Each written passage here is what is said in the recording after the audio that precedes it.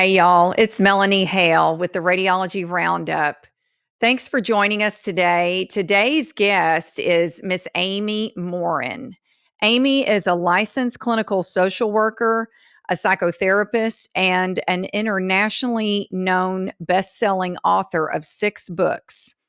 Amy also is a podcaster of the show Mentally Stronger. I found Amy when traveling. I finished an audiobook. I listen to audiobooks when I travel. And because you like this, the suggestion was in the app, you may like this. And I have read 3 of those books: 13 Things Mentally People Don't Do, 13 Things Mentally Strong Women Don't Do, and 13 Things Mentally Strong Couples Don't Do. And there are others, that kids don't do, and that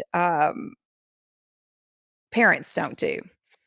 And so her podcast is actually one of my weekly listens every week while I'm walking the dogs. That's one of my listens. And just there's so much good, usable information that she shares, the guests that she has. And I was looking for a mental health professional for a guest for the podcast. I thought, I'm just going to email Amy. I don't know if she's available or free, but absolutely did she respond and was so gracious to come on our show.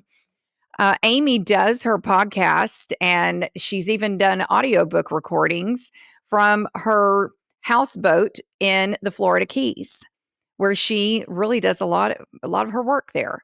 And it's really cool, and she talks about it frequently in her podcast. Amy grew up in rural Maine, and lived there till I believe maybe her early to mid 20s. She talks about the struggles and some serious adversity that she went through, like a lot of us do, but how she used that to become, to take her time to go through those steps of learning and grief and pain, and how to use that to become mentally stronger. And I'm so grateful that we have her today, because I'm asking her some questions that are specific to those of us that work in healthcare, and how we can continue to work on our own mental strength, and grow and stay engaged and avoid burnout. So I hope you enjoy today's podcast with Amy Morin. Hey, y'all, it's Melanie Hale on the Radiology Roundup, and this week's guest is Amy Morin. Amy is, I don't know if any of you guys check out her Mentally Stronger series of books. She is an international best-selling author, and I'm one of her fans. And I reached out to her to talk to us on a couple of different things I want to talk about today. But first of all, Amy, welcome to the Radiology Roundup. So happy to have you here. Thank you so much. I'm thrilled to be here. Thank you. Thank you. And before we get into kind of the deep dive focus of why I reached out to you, I want you to just share with our listeners your background. And, I want to go back to young Amy in Maine, and how you ended up being a rated podcaster and an international best-selling author, and where you are today. If you'll start to tell us about younger Amy for a little bit. Sure. So I grew up in rural Maine in the absolute middle of nowhere with my parents and my sister. Went to college thinking, at first I thought I was going to be a doctor. That was my first major. But day one of college, we had to dissect a cat. Everybody was excited to dissect the cat except for me. And I thought, maybe I just like the idea of going into this field, and I don't actually want to do it. So changed my major that day to social work, without really knowing a lot about what social work was, but thought I can always change it later. But absolutely fell in love with social work and decided to get my master's, and then went on and became a therapist. Worked in a community mental health center in Maine for my first job straight out of college. But it was about a year into my work that my mom passed away suddenly from a brain aneurysm. And it was in that moment that I realized, like, a lot of the things I learned in my textbook sound really good on paper, but when it comes to putting them into practice, when your heart is broken and you're dealing with something so painful, it just felt like it wasn't enough. And so I started thinking, okay, well, what is it then that gets people through really tough times? I knew that you have to go through the grieving process, and we're all going to go through it, unfortunately, at one point in time or another, but I felt really unprepared, even though I was a therapist. So just started studying mental strength for my own well-being to figure out, what do you do? How do you get through tough times? But also, how do you make the best of life when things are going well? Mhm. And then on the 3-year anniversary, it was 3 years to the day that my mom had died. My 26-year-old husband died of a heart attack. I didn't even know you could have a heart attack at age 26. He had no history of heart issues that we had known about or anything like that. He was in good health, so it was a complete shock. And it was my biggest fear. Of course, after my mother died, I always imagined, like, what would it be like? Because I saw what happened to my dad when he lost my mom.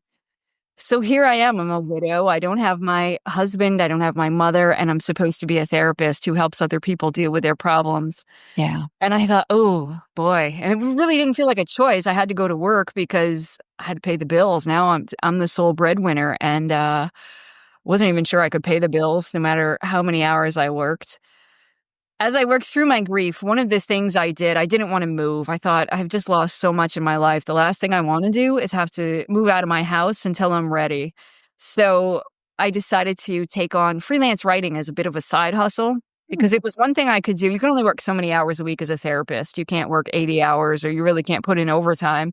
The office closes at 5. So I said, if I could be a freelance writer, and then on the nights when I feel like I still have something to give, maybe I could write, or on the weekends if I don't have anything else going on. But if I'm in a bad place, I'm just not going to have to work. So began freelance writing as a way to make a little bit of extra money so I could at least keep my house so I didn't have to move.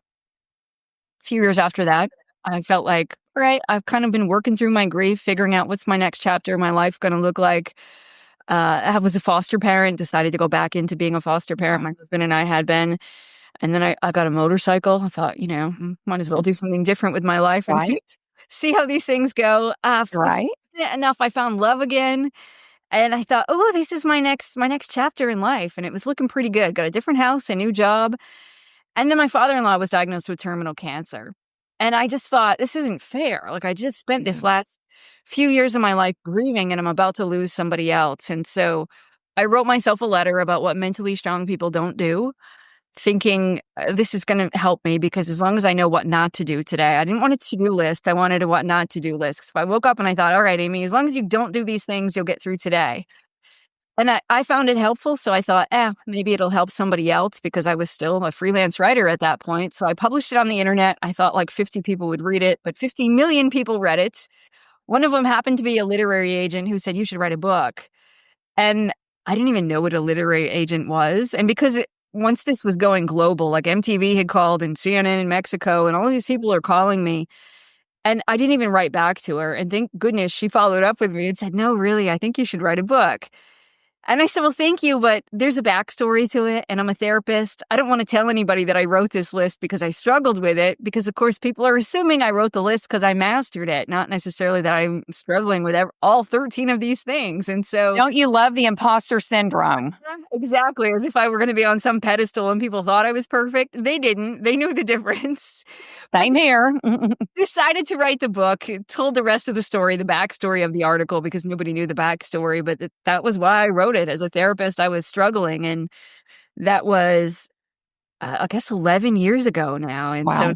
now I've written 6 books. I live on a sailboat in the Florida Keys, and I get to do a podcast called Mentally Stronger, and do all of these amazing things because it really resonated. I think people thought, yeah, why aren't we talking about mental strength? We talk a lot about mental health, but nobody talks about how do you grow stronger and what can you do even if your mental health is good.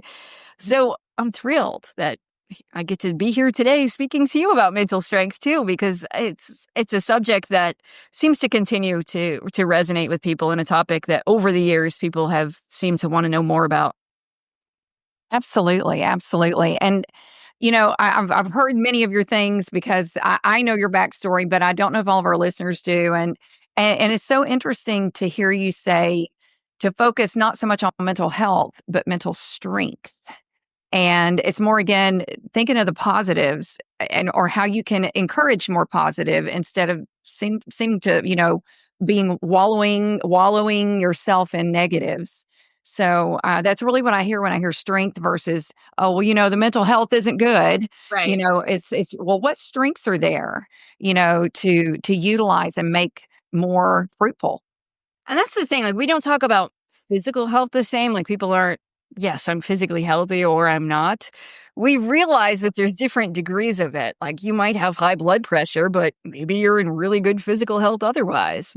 But also, maybe you're dealing with a bunch of chronic conditions and your physical health is suffering a bit, but at the same time, you could still choose to build physical strength, like, you can go to the gym and lift weights, Yeah, and mental strength's the same, and even if you are battling something, depression or anxiety, it doesn't mean that you're weak, it just means you're struggling with a mental health issue at the moment, but mental strength is all about the choices you make every day. yeah, You can say, I'm going to choose gratitude. I'm going to choose to work on doing something outside my comfort zone. I'm going to make sure that I'm managing all of these things, these little habits that I do, so I can be the best version of myself when life is good, but also you're prepared for the rough times too. And I know a lot of people say, well, isn't it the same as resilience? But resilience is really about bouncing back when something horrible happens. And I think it would be awful if we just went through life like I'm building myself up so that when tragedy strikes, I'm ready for it. Like that doesn't sound like fun to me. And I don't want to live like that. The truth is, life is a roller coaster. There's going to be yes. ups and downs, but I want to enjoy the good times and I also want to be prepared for the bad times. But that's just part of life too, is to figure out how you're going to ride up the next wave and figure out how do you get through this.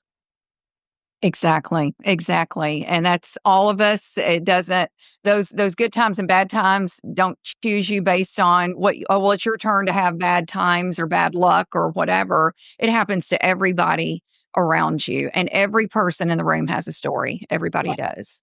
Yes. Um, I wanna keep in that same thought process and kinda switch gears a little bit, Amy.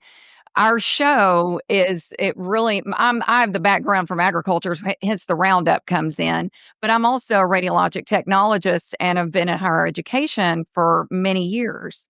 And so COVID like changed everything. We've seen natural disasters, we've seen all kinds of things in our different areas of the country, but when COVID happened, it was a global event. Um, I've seen shortages of healthcare providers and workers, but now, almost 5 years after this has happened, after it changed everything, we are still in such a nationwide shortage of all healthcare providers. My therapist has said there's so much need now for uh, strong mental health and mental strength, and there's a shortage of providers there too. So Amy, how can we all I'm thinking about the nurses, the imaging professionals, the allied health professionals, the physicians. They've just burned out. They don't have anything left in the tank. How can they step back, reevaluate, find that mental strength that's deep down inside and move forward without just walking away from healthcare entirely? Yeah, that's a good question because you're right. We're seeing that across the board in terms of healthcare providers. And no wonder what a roller coaster the last few years have been in healthcare and continue to be, with a lot of uncertainty for the future, too. Whenever we're struggling with something, there's a few strategies that can help. So, first of all, mental strength has to do with the way you think, the way you feel, and the way you behave. So, if you're walking around thinking, I'm so burned out, I can't do this anymore, you're going to make it so. It's not a really helpful message to tell ourselves of like, "Oh, this is terrible, this is awful." The more you talk about how awful it is, how burned out you are, how you can't stand one more day, the more burned out you're going to be. So I think a better strategy is to think about the tough times you've been through before and what's gotten you through it. Might be a personal problem you went through. It might be something that happened at work, maybe a difficult experience with a patient. Like you've pulled off things before that you didn't think you could do because you have inner strength and resources that you didn't even know existed. And I know everybody could think of a couple of stories, like victories of things that you were facing an uphill battle and yet somehow you came out on the other side. Maybe somebody doubted you and you still pulled it off, or you got rejected and three better things ended up coming your way, or you did something. There was a 1 in 100 chance of it turning out well, and it did. So remembering those victory stories are incredibly important for us to stay strong in the moment, because I guarantee it, everybody's done things that they didn't think they could do. So Right. that would be one thing when it comes to the way that we think, to really focus on that we have inner strength. And then the emotional piece is to just really remind yourself of like, yeah, this is tough and I'm not going to pretend it isn't. It's not about painting on a smile, but sometimes just acknowledging your emotions. And there's research that will show that just saying, oh, I feel kind of anxious today decreases your anxiety by just a little bit. Or saying, I'm really kind of sad today can Yeah. make you just a little bit less sad. And it might be something going on in your personal life. Maybe you're stressed out about something going on at home, but just acknowledging, how do I feel today? And what am I gonna do with those emotions? Yeah. So often we just, try to shove them down, but, there's these kind of cheesy sayings we use in the therapy field, like you have to name it to tame it, or you have to feel it to heal it. But there's a lot of evidence behind both of those things, that just acknowledging how you feel and knowing whatever emotions you have are okay. You don't have to put yourself down or think, "Oh, this is stupid, I feel this way." And then the third part of mental strength is our behavior. It's like, what action are you gonna take? And I know there are days where it feels like I can't do my job because of policy, or I can't do this because of these other restrictions, or the people around me are holding me back. But just find like one thing you can control, one thing that you can do. And a lot of people will say, I don't have anything left to give. Like, I'm running on empty. Yeah. But that's a story that you tell yourself. The truth is, you always have something to give. And when you give just something into the world, it reminds you, like, oh, even on my worst day, I have incredible power to make the world better. And I'm not saying on your worst, most burned out day of life, you're expected to do huge favors for anybody, but maybe you hold the door and you smile. You compliment somebody. You go do just something nice. Maybe you're just going to send a text message during your lunch break to somebody that you haven't connected with in a while to tell them how much you appreciate about them. And when you put something really small like that into the world, again, it just reminds you, like, okay, the way I show up today has a ripple effect on the planet. Like, I have options. I could just stay in bed, but if I show up and I just do these one or two little things, even though I don't feel like I'm the most effective human on the planet, I can still have an effect on somebody else's life. And when we do that, I think that just reminds us and it inspires us to say, I'm going to do the best I can with what I have. Okay. Okay. Those are tangible steps that anyone working in healthcare or not could definitely do. Um, I guess I'm thinking about too that not just COVID, well, maybe COVID, but not just COVID, but they're in a very high stress part of working in healthcare, working in level one trauma, um, working in level one children's trauma. What are some tangible takeaways that that technologist or that healthcare worker could apply? I step away, and what's something I heard in that podcast that I can use right now? What can I Yeah. do? Well, so I guess a couple of things. When you're in a really high stress situation, of course, people are like, well, just, most of us step away from the stress. In your real life, you can do that outside of work. When there's a fire alarm beeping in the room, you shut it off or you walk in the other room. When you're working in healthcare, you have to figure out, how do I tolerate this incredibly difficult thing and not run away, but instead I'm going to run toward it. Right. A couple of things. One would be an exercise called smell the pizza. So a lot of people will say, my therapist taught me this breathing exercise. It's like 4, 7, 8 or something about a box. I can't remember what it is. This one you'll remember. You just pretend like you're smelling a delicious piece of pizza, right? So you're going to breathe in through your nose really slowly, like you're inhaling to smell this piece of pizza. And then you just hold it for just like a couple of seconds, like, that's good. But you want to take a bite of the pizza, but the pizza's hot. So you're going to cool it off. So you just blow out through your mouth like you're going to cool off the piece of pizza. Purse your Okay. lips, blow out, smelling the pizza. If you do that 3 times, it calms your nervous system, your brain and your body start to calm down, and it stops that cortisol rush. So even if you're in a meeting, you can smell the pizza without people knowing what you're doing. You take a quick restroom break, you can smell the pizza. You're walking down the hallway, do it. And it's one of those things, it's just a reminder of like, okay, there's a lot of things I can't control right now, but one thing I can control is my breathing. Mm. Always encourage people, smell the pizza. Whenever you're stressed out, having a difficult day, you can do that one from anywhere.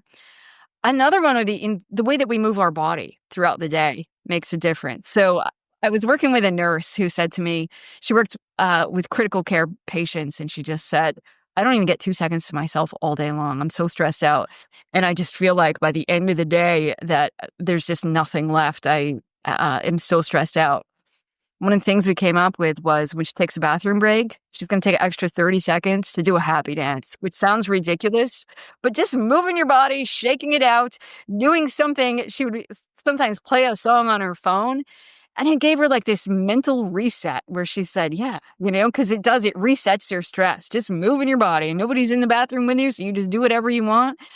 But mm, it's kind of like literally shaking the stress off and resets Wow. it. You step out and like, okay, I'm in a slightly better place than I was a couple of minutes ago. And that's what we're going for. We're not going to set your stress back down to level 0. And we probably don't want to. You're stepping out into a high stress environment. We need you to be on alert, not super, super relaxed.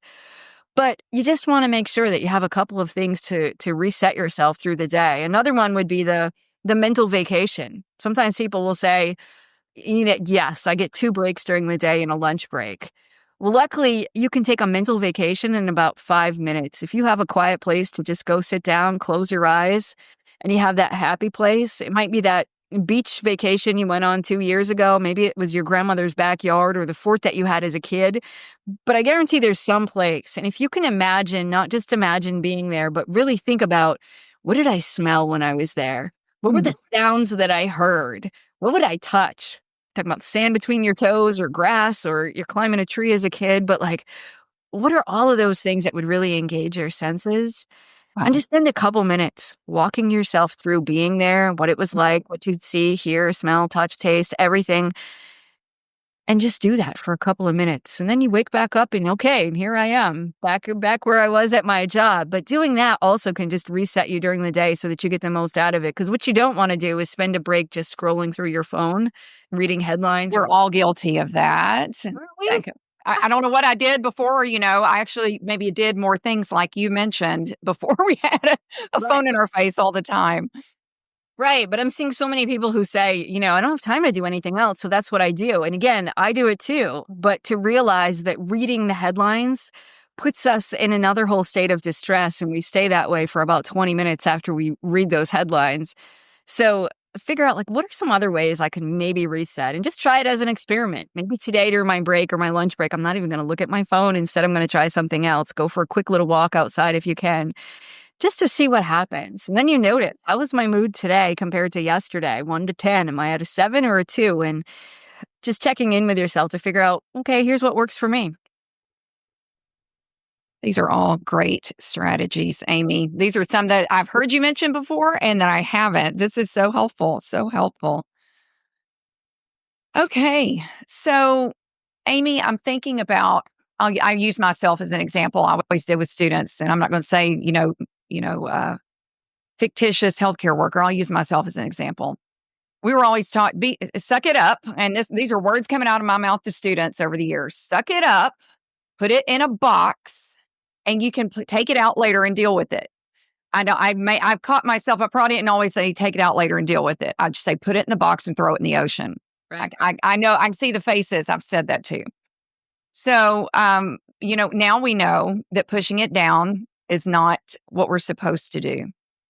But how do we safely unpack that at the right time? I just saw a family that came in that didn't make it from a car accident, or I lost a patient that I've been caring for 2 weeks. How do we deal with that? Yeah, it's a good question, because in an industry where you have to push down for a bit, you can't have a meltdown in the middle of taking care of somebody. Right. You have to go visit your next patient or go do the next task on your list. So you're going to have to push down for a while and say, all right, I'm not going to deal with that now. I'm going to deal with that later. But, a strategy that can work too. So when you say like safely unpack, so there's research that will show, I didn't make up this exercise, but I use it all the time, but it's research backed, that you schedule time to worry every day.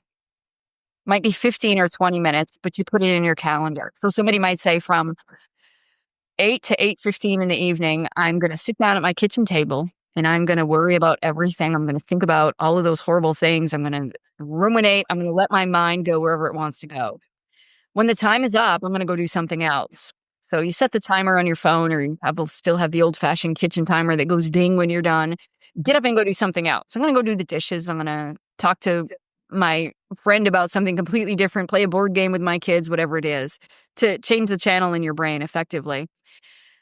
But when you do that and you have that in your calendar, it makes sure that your brain gets used to knowing I can worry about that later. I'm going to focus on that later. I'm going to deal with that later. But then it actually forces you to have time on your calendar so that you do deal with it. Hmm. And when people will do this, at first they're like, yeah, but for the first all day long, I just kept thinking about those things I didn't want to think about. So the trick is you just tell yourself, it's not time to worry about that yet. I'm going to worry about it Hmm. later. And at first you have to tell your brain that over and over again. Yeah. But when you do it for a couple of weeks, if you hang in there and your brain gets used to it, after a while you can kind of contain your worrying and those times in your life to just about 15 or 20 minutes. And people will say to me, I feel like the weight of the world has literally been lifted off of my shoulders because I used to worry 24/7 or always caught up or rehashing something when I didn't want to. I'd be driving in the car and I'm reminded of something from last week, or I'm in the shower and I can't stop thinking about something that happened earlier in the day. But if you put this in your schedule and you start doing it regularly, it's like your brain's like, okay, I trust that you're going to give me time to think about this. So I don't need to keep bringing it up all day long when you don't want me to. And I'm going to think about it during this 15 or 20 minutes that you gave me. And then when time's up, you move on. Wow.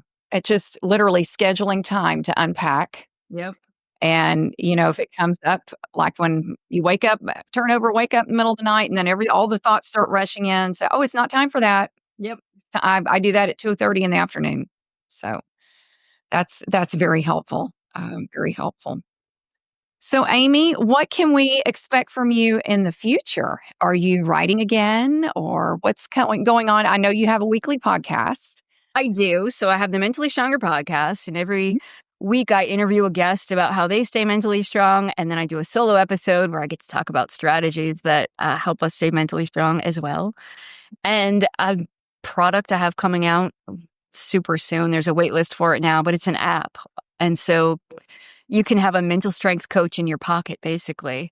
So it's based on What? the 13 things mentally strong people don't do, but there's a coach for each chapter that I trained because sometimes people are like, Chat GPT just doesn't quite do it. So I specifically trained all of these AI coaches in very specific things. So if you're struggling with feeling sorry for yourself or you struggle with change, there's a coach that you can talk to who will walk you through mental strength strategies. So that is launching really soon. And then I'm working on book number 7. It's going to come out probably in May of 2026, but it'll be the mental strength playbook filled with lots of the strategies similar to the things we talked about today. And it's all going to be Mhm. geared toward the workplace because Oh, wow. Perfect. I'm finding, for my other books, people are like, okay, I can set boundaries with my mother-in-law now, but what does it look like when you set boundaries with your boss? Or Exactly. Yeah. home, if I'm anxious about something, I can either avoid it or I can deal with it. But at work, sometimes it's right there and you can't just be like, I don't feel like doing this right now. You have to face it. So how do you do that? So this next book is going to be all about that, strategies that are helpful in the workplace. That is awesome. I can't wait to have that app on my phone. That looks so inviting. Perfect. Perfect. Something for everyone. So, I don't have really a whole lot more, Amy. I really wanted to talk about healthcare and, what healthcare providers can do because everything we've talked about is so real. I go to another hospital and they've had positions open for, 10 months to a year that they can't get filled because people have stepped away and they can't get new people back. So, I appreciate your time and, anything else you want to share before we close out today? I guess I would just leave it with you're stronger than you think. We have thousands of thoughts every single day. A lot of those thoughts aren't true. And as you build mental strength, you start to realize, oh, yeah, like I'm more capable and competent than I give myself credit for. So just keep testing it. When your brain says you can't do this, try to do it anyway. And every time you do something you didn't think you could do, you train your brain to see you as a little bit of a stronger and more capable, competent person. Awesome. Awesome. Amy, thank you for your time today. And we will have a link in our show notes to your books, your podcast, and where people can find you. Awesome. Thank you so much. Thank you. Hey y'all, Melanie Hale here with Advanced Health Education Center in Houston, Texas. AHEC has been a leading provider of continuing education for healthcare professionals in the imaging sciences since 1988. Our mission is to provide you, the radiologic technologist, physician, sonographer, nurse, and allied health professional with evidence-based education and training that increases your knowledge, enhances your competency, and overall improves patient care. Technologists, has the time come to learn a new modality? Are you limited in your resources and, more importantly, time available to learn a new modality? AHEC is here to help. We have online and in-person delivery methods available for mammography, bone densitometry, sonography, CT, and MRI. AHEC also offers CME for physicians, including in-person ultrasound training. We have continuing education available via live webinar, on demand, at-home study, and in person. We offer specialized corporate training classes both online and in person. Do you have a specific staff training need? We will come to you. Want to host a continuing education event for your staff and community? Hey, we do that too. Did you know AHEC also offers mammography consulting services? We provide on-site services to assist with regulatory inspection issues as well as accreditation reviews. Our consultants can design an acceptable compliance plan or a plan of action to correct deficiencies specific to your facility. Check us out at aheconline.com. Check us out wherever you social, like, follow, subscribe, and stay in touch with the many course offerings, events, and stackable learning courses we offer. Have a specific need? Give us a call at the office, 800-239-1361. Make the change from cheap continuing education to affordable, quality education that you can use. It's time to invest in yourself.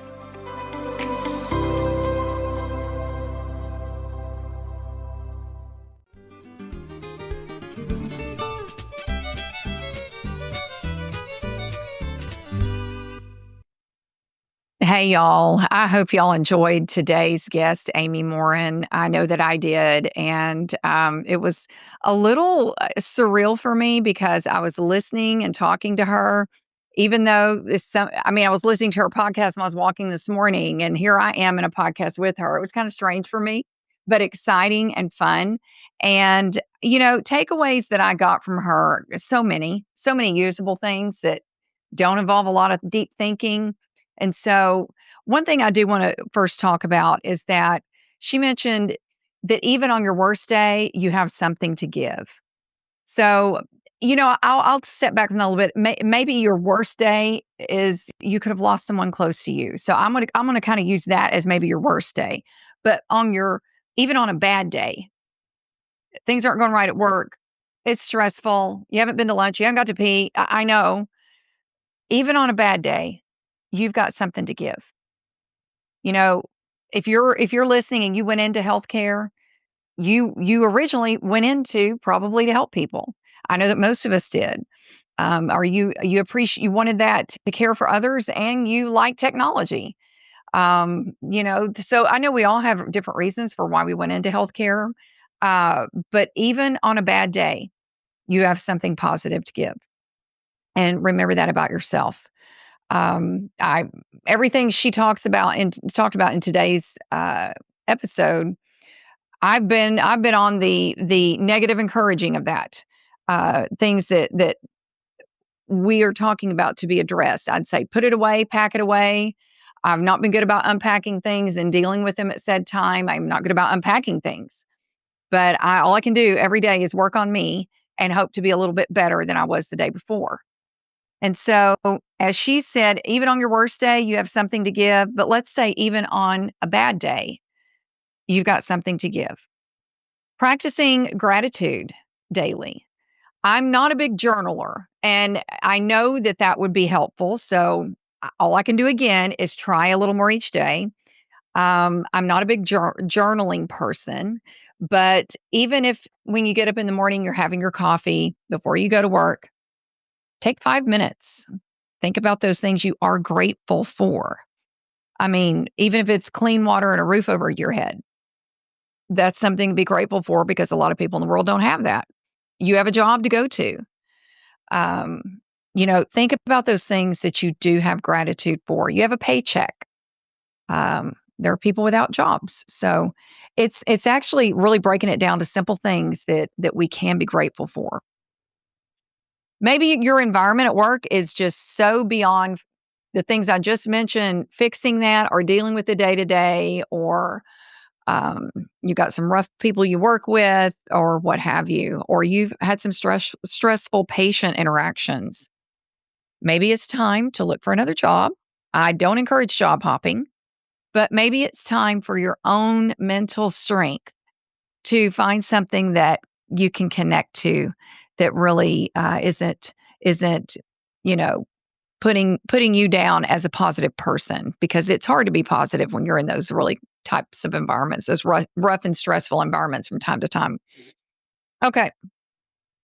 She said to make a what not to do list. What not to do.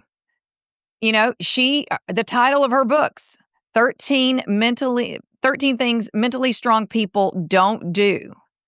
Mentally strong women don't do, et cetera, et cetera. So she said, make a what not to do list. Because, you think about, oh, I made the list of everything I want to do, everywhere I want to travel someday, all that costs money, all these things. But things you don't want to do, you can make a list of that too. And you're in control of that. So make a list of things you don't want to do that maybe you are doing right now that you could change.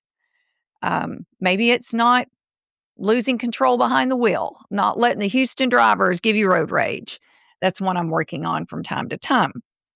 But think about how you want to think, feel, and behave, how you want to be, but maybe you haven't been, and make those daily goals. Okay. Those are daily goals. You have to name it to tame it. Amy mentioned naming to tame it, name it to tame it. So if you have this problem that you've been avoiding dealing with, you do have to deal with it if you want to get past it, whether it's a relationship, broken relationship, moved away from friends and family, but take it out at one said time a day or 2-3 days a week at said time, 3 o'clock on Monday, Wednesday, Friday. I'm going to get that pain out. I'm going to think about it. I'm going to deal with it. And then 30 minutes later, you're going to put it back up so it doesn't engross your entire life. So name it to tame it. I'm going to deal with this pain from this at this time on this day every week. And then when it starts to creep back in, or those ruminating thoughts come in, say, oh, no, not right now. It's not 3 o'clock on Friday. I can't talk to you about that right now. Later. And make it a habit. Make it a habit. Name it to tame it. I like that. So I asked her, strategies that we could use as healthcare workers when we're at work in that very stressful environment, in that environment where I may have some difficult folks I'm working with or difficult patients that I'm dealing with, to step away for a moment and stop and smell the pizza. I love a good piece of pizza. I'm going to say that. That's good. I love good pizza. But I think about that smell, that pizza oven of fresh handmade pizza baking, what that smells like, and just turn it all off. Don't get your phone out. Put the phone up.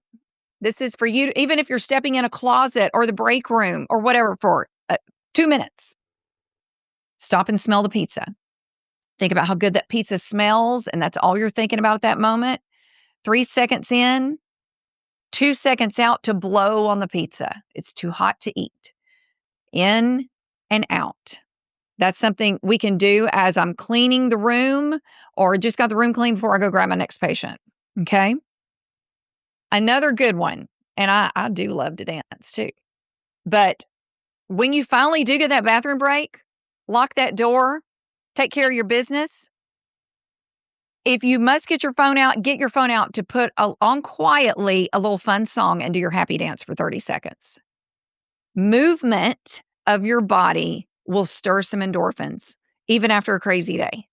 Let's get up, dance, shake, move your feet around, 30 seconds. Happy dance in the bathroom, 30 seconds. Okay. Okay. 5-minute vacation. This was another tip. She has some great takeaway tips. 5-minute vacation, a vacation you went on that was like the best ever. Maybe it was on the beach in Hawaii. Maybe it was in New York City. Maybe, it was in Cabo San Lucas, whatever. 5 minutes. Maybe it's before you start your lunch. You picked up your lunch, you're headed to sit down, and 5 minutes of that, you're going to be back in that vacation spot. Maybe before or after lunch, whichever is best for you. Make that part of your routine. And how good that felt with the toes in your sand, with your sand in the toes. Remember what that feels like, okay? 5-minute vacation. And all the senses that you had with that, the smells, the feels, the birds singing, the water, the waves crashing, what that was like in that best vacation ever. Maybe it was a staycation. Maybe it was somewhere you went locally, but you still had a great time. What that felt like, looked like, smelled like, what you heard. 5 minutes.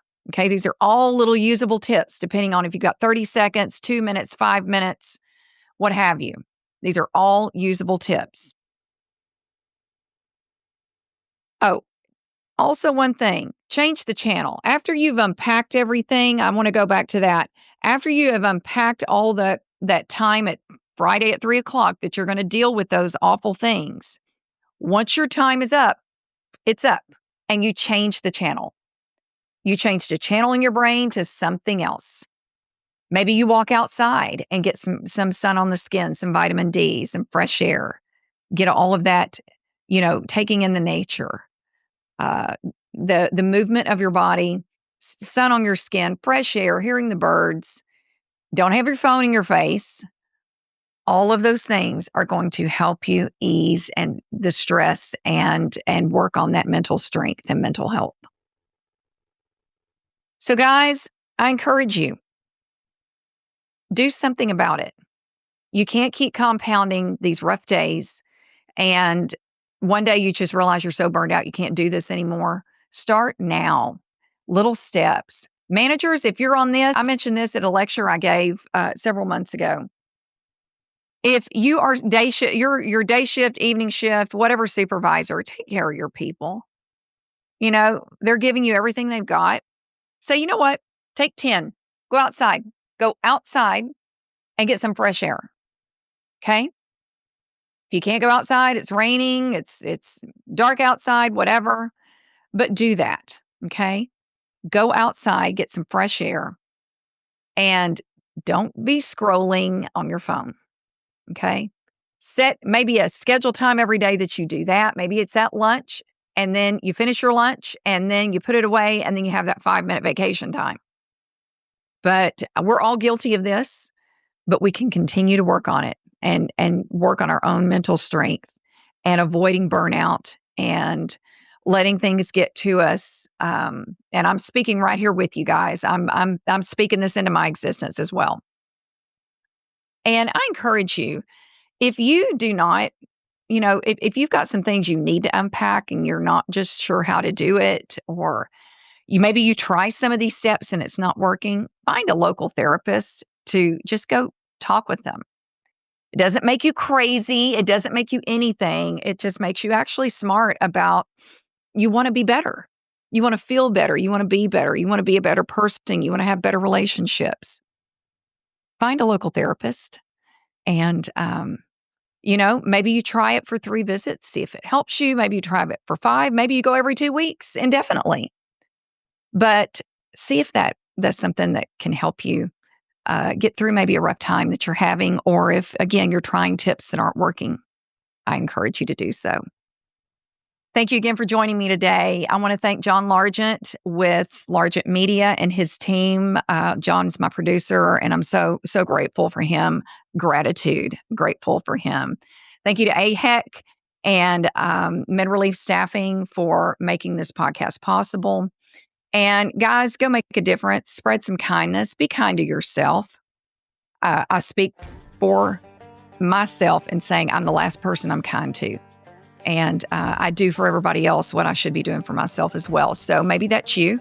And so you and I can work on this together. And I hope y'all have a lovely, lovely day out there.